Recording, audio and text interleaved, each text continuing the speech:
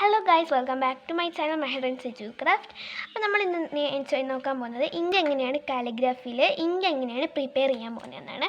അപ്പോൾ അത് ഞാൻ ഫസ്റ്റ് തന്നെ ഇതിലേക്ക് ലിക്ക നിറച്ച് വെച്ചിട്ടുണ്ട്. നമ്മൾ ഒരു ബോട്ടിൽ കിട്ടും, ആ കിറ്റിൻ്റെ കൂടെ തന്നെ. ലിക്ക എന്ന് വെച്ചാൽ നൂലാണ്, ചെറിയ ചെറിയ നൂലുകളാണ്, ഇത്ര വലുപ്പത്തിലുള്ള നൂലുകളാണിത്. അപ്പം അത് ഞാനൊരു ബോട്ടിലേക്ക് നിറച്ച് വെച്ചിട്ടുണ്ട്. ഇനി നമ്മൾ ഇതിലേക്ക് ഇങ്കാണ് ഒഴിക്കുന്നത്. അപ്പോൾ ഈ ഇങ്കും നമുക്ക് ആ കാലിഗ്രാഫിൻ്റെ കിറ്റിലുണ്ടാകും. അപ്പോൾ ഈ ഇങ്ക് കുറച്ച് ഡ്രോപ്പായിട്ട് നമുക്ക് ഒഴിക്കാം. അപ്പം നമ്മളിവിടെ ഡ്രോപ്പായിട്ട് ഇങ്ങനെ ഒഴിച്ചെടുക്കുന്നുണ്ട്. അങ്ങനെ ഒരു 10 തുള്ളിയൊക്കെ ഒഴിച്ചതിന് ശേഷം നമുക്കിതൊന്ന് മിക്സ് ചെയ്ത് കൊടുക്കാം. എന്തെങ്കിലും ഒരു സംഭവം വെച്ചിട്ട് ഇതൊന്ന് മിക്സ് ചെയ്യാം. ഈ ലിക്ക നിങ്ങൾക്ക് ചിലപ്പം വെള്ള കളറായിട്ട് കിട്ടും, അല്ലെങ്കിൽ മഞ്ഞ, ഏതെങ്കിലും കളറായിരിക്കും. അപ്പോൾ അത് നിങ്ങൾ ഏതാണോ ഇങ്ക് യൂസ് ചെയ്ത് ആ ഇങ്കിൻ്റെ ഒരു കളറായി വരുന്നത് നമുക്ക് മിക്സ് ചെയ്ത് കൊടുക്കാം.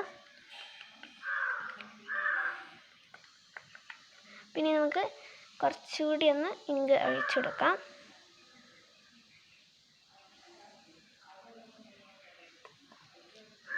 ശേഷം നല്ലോണം മിക്സിങ്ങനെ ചെയ്ത് കൊടുക്കാം. ഇനി നമുക്ക് കുറച്ച് തുള്ളി വെള്ളം ഒട്ടിച്ചു കൊടുക്കാം.